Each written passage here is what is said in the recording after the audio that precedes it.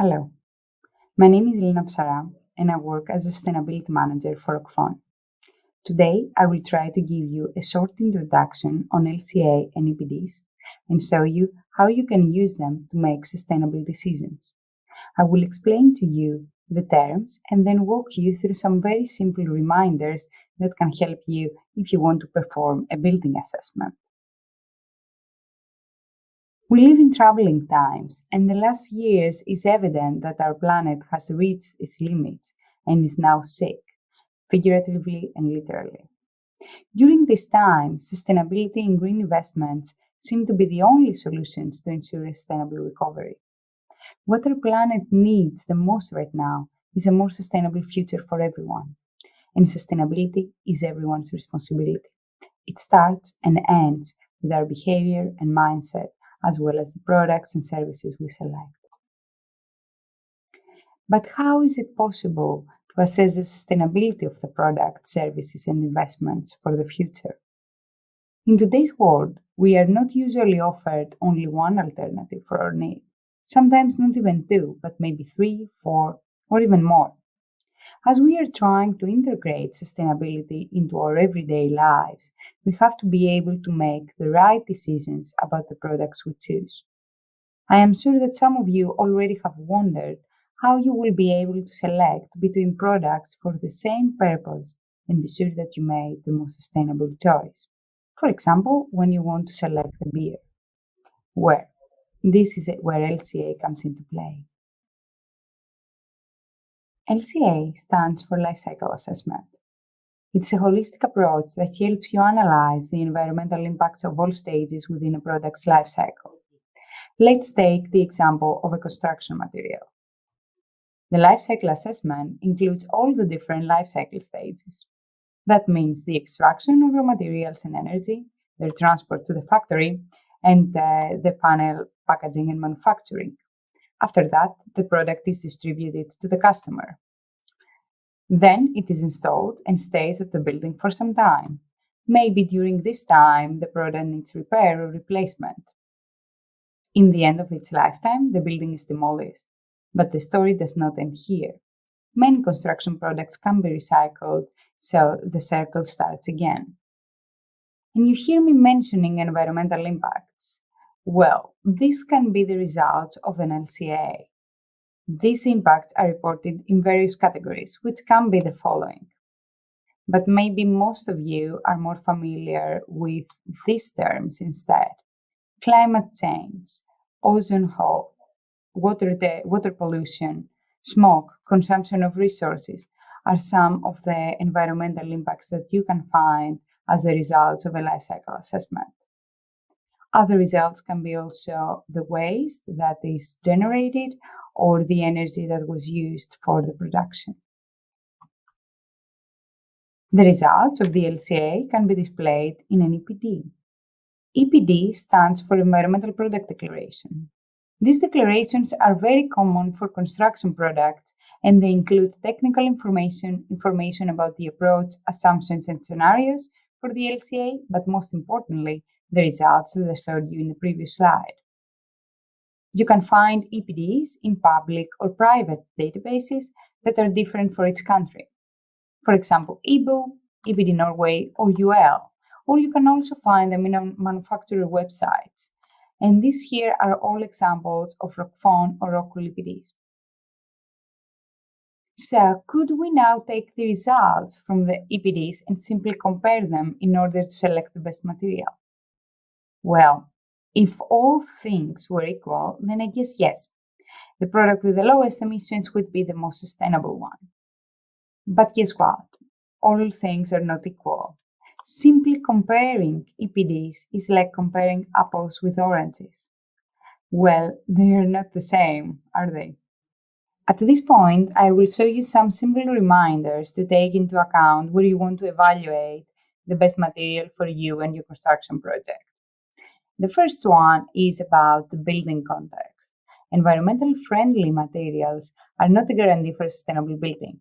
They're what we call intermediate products, and they develop their environmental characteristics once they are part of the building. So let me give you an example. I guess most of you remember the story of the three little pigs and how the big bad wolf destroyed their house again and again, even though they selected sustainable materials like straw or even like wood. But as soon as they selected a material which was appropriate for a windy area, especially since that wind came from the mouth of the big bad wolf, they were safe and they managed to survive. Everything is about the building context and choosing materials that can achieve a good performance in that. So what can we do? We can perform an LCA for the building and compare different building scenarios to understand what is the best option by always considering the application of the product and the benefits that it can offer. For example, take insulation materials. When you have different insulation materials, you can have different thermal conductivity values, which can lead to a difference in the final energy consumption of the building. Another thing which is very important is the second reminder here, which is about the durability. When selecting materials for your new project, it is also important to check the durability of those and their service life.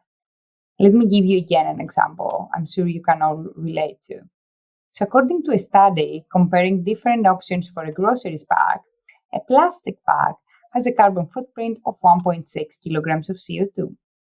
On the contrary, the impact of a paper bag is 5.5 kilograms of CO2, and believe it or not, that of a cotton bag is 271 kilograms of CO2.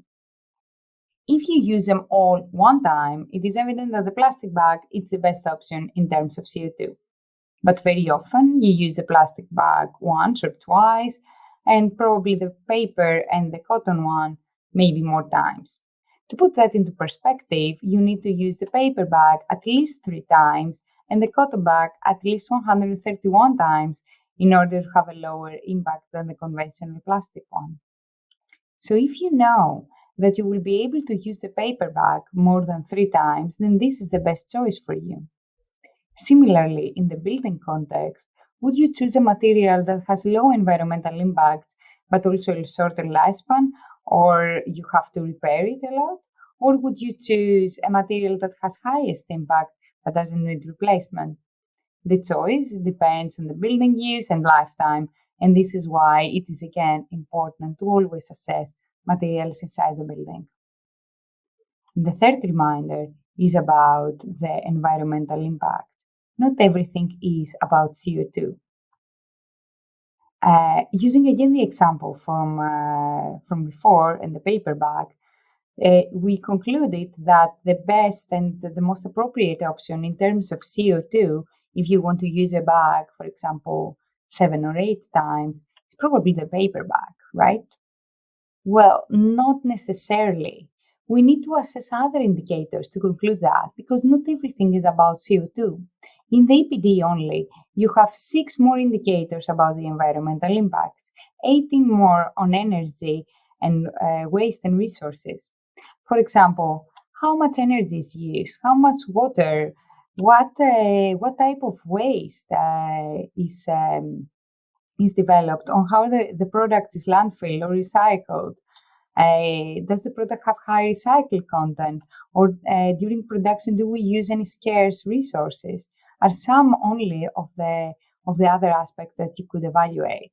So not everything is black and white, and in order to make a final decision, you need to assess multiple factors and focus on the ones that matter for you and your project. But just keep in mind that you don't solve one problem, but you create 2 bigger ones. So to wrap up what we learned today, LCA helps you quantify the environmental performance of products, and EPD is a way to communicate the results. In order to take decisions on which product to select for your project, simply comparing EPDs is not enough.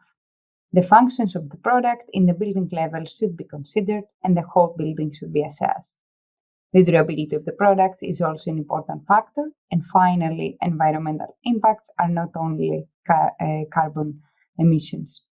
There are several other categories to be assessed and other aspects to be looked at. For example, the waste generated, the recyclability of the product, the recycled content, or the use of energy and resources. In Rockfon, our EPDs cover the full portfolio of our products, and you can find them either in our local websites or in private databases. So this is the end of this session. If you have any questions, please reach out to me in my email address here or to one of our colleagues locally. And finally, if you want to see more about our approach to sustainability in Rockfon, here are some links. Thank you very much for your attention. Until next time.